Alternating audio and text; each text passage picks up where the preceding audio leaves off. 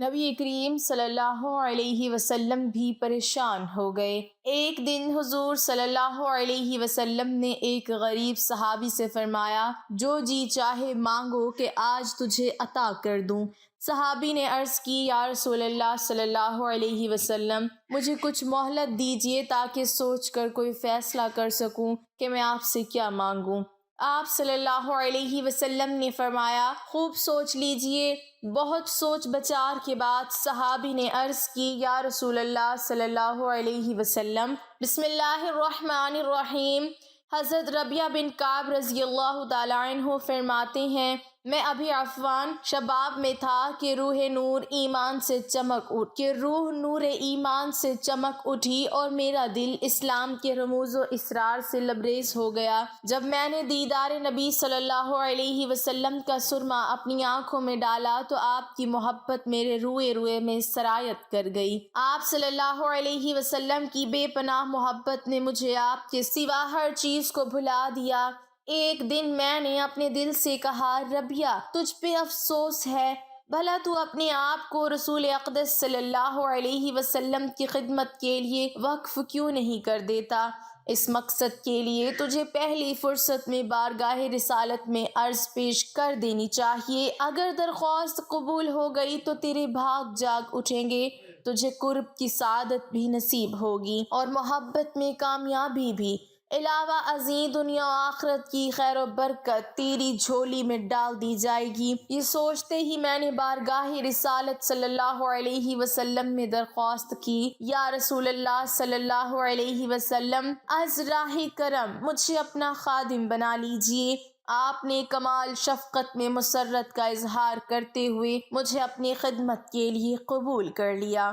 ذہن نصیب واحد حضرت ربیعہ خوش نصیبی میں خوشی سے جھوم گیا اور اپنی قسمت پر ناز کرنے لگا۔ میں اس دن سے سائے کی طرح آپ صلی اللہ علیہ وسلم کے ساتھ ہو گیا۔ جہاں آپ صلی اللہ علیہ وسلم چلتی میں ساتھ چلتا، جہاں بیٹھتی میں بیٹھتا، جس طرف کا بھی رخ کرتے آپ کے ساتھ خدمت کے لیے تیار ہوتا۔ جب آپ میری طرف نگاہ اٹھاتے تو میں فوراً آپ کے سامنے با ادب آ کھڑا ہوتا۔ جب آپ مجھے کسی کام کا حکم دیتے تو پلک جھپکنے میں اس کام کو سر انجام دیتا۔ اس طرح میں دن بھر آپ کی خدمت میں مصروف رہتا۔ جب نماز عشاء ادا کر لیتے اور اپنے حجرے میں تشریف لے جاتے تو میں کہیں جانے کی بجائے آپ کے گھر کی دہلیز پر بیٹھ جاتا کہ شاید رات کے وقت آپ کو کوئی کام یاد آ جائے اور میں وہاں موجود نہ ہوا تو آپ کو وہ کام کرنا پڑے۔ یہ میرے لیے کسی طرح بھی مناسب نہیں کہ میرے جیتے جی آپ کو کام کرنے کی زحمت اٹھانا پڑے۔ میں نے وہاں ایمان افروز منظر بھی دیکھا کہ رسول اقدس صلی اللہ علیہ وسلم رات کا اکثر حصہ نماز پڑھتے ہوئے گزارتے۔ بسا اوقات سورہ فاتحہ پڑھنے کی آواز میرے کانوں کو سنائی دیتی، بعض اوقات آپ وجد میں آ کر سورہ فاتحہ بار بار پڑھتے، بسا اوقات سمیع اللہ لمن حمدہ کی لذت بھر آواز مجھے سنائی دیتی۔ یہ کلمات بھی آپ کا مالکی کیف و سرور اور لذت آشنائی کے انداز میں بار بار دہراتے۔ رسول اقدس صلی اللہ علیہ وسلم کی عادت مبارکہ تھی کہ جب جب کوئی آپ سے حسن سلوک سے پیش آتا تو آپ اس کا بدلہ اس سے بھی بہتر انداز میں دیتے۔ ایک روز آپ صلی اللہ علیہ وسلم نے میری خدمات کا صلہ دینے کے لیے مجھے مخاطب ہو کر ارشاد فرمایا، اے کعب کے فرزند ربیعہ۔ میں نے کہا، لبیک یا رسول اللہ صلی اللہ علیہ وسلم۔ آپ نے فرمایا، مجھ سے جو جی چاہے مانگو کہ آج تجھے ادا کر دوں۔ میں یہ سن کر اپنی قسمت پہ ناز کرنے لگا۔ آہا میرے نصیب کے کیا کہنے کہ شاہ سلطان مدینہ کی نظر کرم آج مجھ پر ہے۔ میں نے عرض کی، یا رسول اللہ صلی اللہ علیہ وسلم، مجھے کچھ مہلت دیجیے تاکہ سوچ کر کوئی فیصلہ کر سکوں کہ میں آپ سے کیا مانگوں۔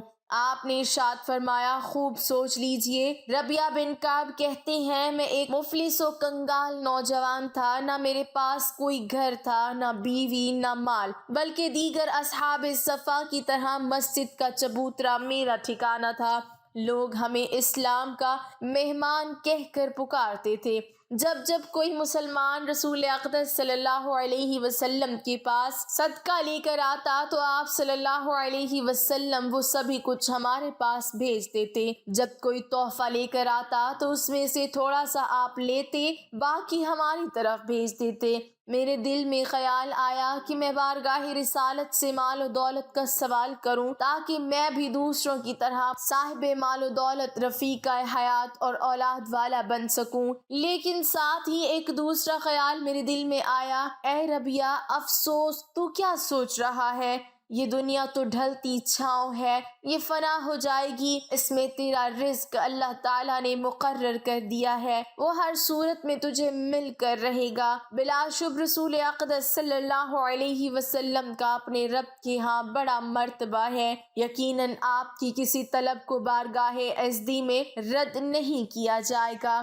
اگر آپ صلی اللہ علیہ وسلم سے کچھ مانگنا ہے تو آخرت کی بھلائی مانگو، یہ دنیا تو جیسے تیسے گزر ہی جائے گی، اس میں ہم جیسے لوگوں کے لیے کیا رکھا دھرا ہے؟ یہ خیال آتے ہی میرا دل خوش ہو گیا۔ جب میں رسول اقدس صلی اللہ علیہ وسلم کی خدمت میں حاضر ہوا تو آپ نے فرمایا، ربیہ، کیا ارادے ہیں؟ میں نے عرض کی، یا رسول اللہ، میری یہ التجا ہے کہ آپ میرے لیے اللہ تعالیٰ سے دعا کریں کہ وہ مجھے جنت میں آپ کا رفیق بنا دے۔ آپ نے یہ سن کر ارشاد فرمایا، کیا خوب سوچا تم نے، یہ مطالبہ کرنے کی سوچ کس نے پیدا کی؟ میں نے عرض کی، یا رسول اللہ صلی اللہ علیہ وسلم، کسی نے بھی مجھے یہ مطالبہ کرنے کو نہیں کہا، بلکہ جب آپ نے مجھے فرمایا کہ میں آپ سے کچھ مانگوں تو پہلے میرے دل میں خیال آیا کہ میں آپ سے دنیا کا مطالبہ کروں، پھر اچانک میرے دل میں خیال آیا کیوں نہ باقی رہنے والی آخرت کو فنا ہونے والی دنیا پر ترجیح دوں۔ یہ سوچ کر میں نے آپ سے یہ مطالبہ کر دیا کہ آپ میرے لیے اللہ تعالیٰ سے دعا کریں کہ وہ جنت میں مجھے آپ کا رفیق بنا دے۔ رسول اللہ صلی اللہ علیہ وسلم دیر تک خاموش رہے، پھر ارشاد فرمایا، کیا اس کے علاوہ بھی کوئی مطالبہ ہے؟ میں نے برجستہ کہا، ہرگز نہیں، میں جنت میں آپ کی رفاقت کو ہر چیز پر ترجیح دیتا ہوں۔ آپ نے ارشاد فرمایا، جنت میں میری رفاقت چاہتے ہو تو دل لگا کر زیادہ سے زیادہ عبادت کیا کرو، اس طرح جنت میں میری رفاقت کا میسر آنا آسان ہو جائے گا۔ میں یہ مزداد جاں فضا سن کر زیادہ وقت عبادت میں مصروف اور منہمک رہنے لگا۔ ابھی چند دن ہی گزرے ہوں گے کہ ایک روز رسول اکرم صلی اللہ علیہ وسلم نے مجھے آواز دی، میں فوراً آپ کی خدمت اقدس میں حاضر ہوا۔ آپ نے مسکراتے ہوئے ارشاد فرمایا، ربیہ، کیا تو شادی نہیں کرے گا؟ میں ادب و احترام سے عرض گزار ہوا، میرا دل نہیں چاہتا کہ میں کوئی چیز آپ کی خدمت میں آڑے آئے، اور پھر آپ کو یہ بھی معلوم ہی ہے بیوی کے اخراجات کا میں متحمل نہیں ہو سکتا۔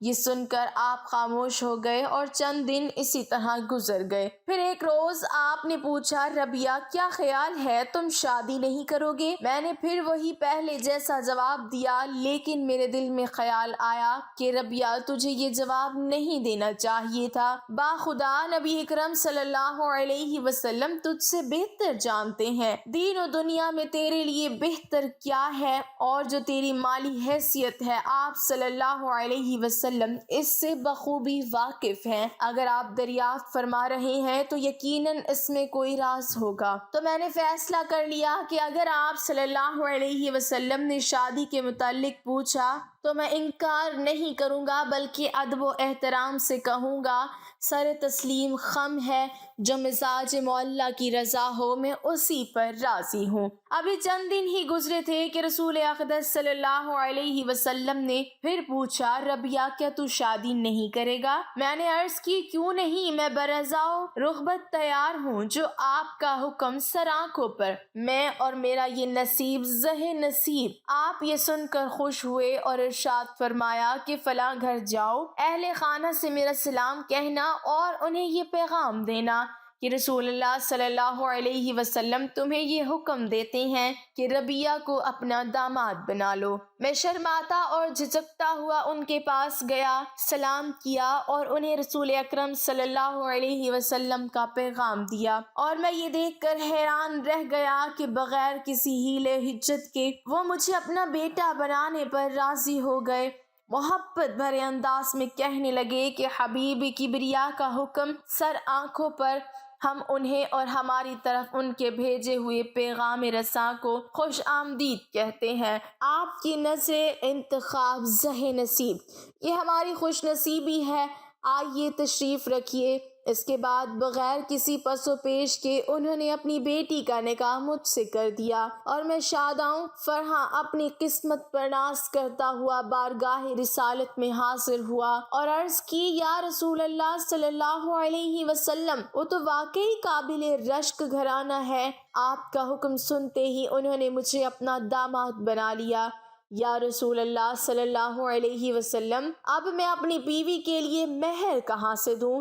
یہ سن کر رسول اقدس صلی اللہ علیہ وسلم مسکرائے اور بنو اسلم کے سردار بریدہ کو حکم دیا کہ ربیہ کے لیے سونے کی ڈلی کا انتظام کرے، اور انہوں نے فوراً حکم کی تعمیل کرتے ہوئے سونے کی ڈلی بارگاہ رسالت میں پیش کر دی۔ رسول اقدس صلی اللہ علیہ وسلم نے مجھے حکم دیا کہ یہ سونے کی ڈلی لے جاؤ اور اہل خانہ سے کہنا یہ آپ کی بیٹی کا مہر ہے، اسے قبول کیجیے۔ میں ان کے پاس گیا، سونے کی وہ چھوٹی سی ڈلی پیش کی، انہوں نے خوشی کا اظہار کرتے ہوئے اسے قبول کر لیا۔ میں ان کے اخلاق اور خندہ پیشانی کے ساتھ پیش آنے سے بے حد متاثر ہوا اور بارگاہ رسالت میں عرض کی، یا رسول اللہ صلی اللہ علیہ وسلم، باخدا وہ تو بہت ہی اچھے لوگ ہیں۔ کھجور کی گٹھلی کی مانند سونے کی ڈلی دیکھ کر ان کے دل پر کوئی ملال نہ آیا، بلکہ وہ کہنے لگے یہ بہت ہے۔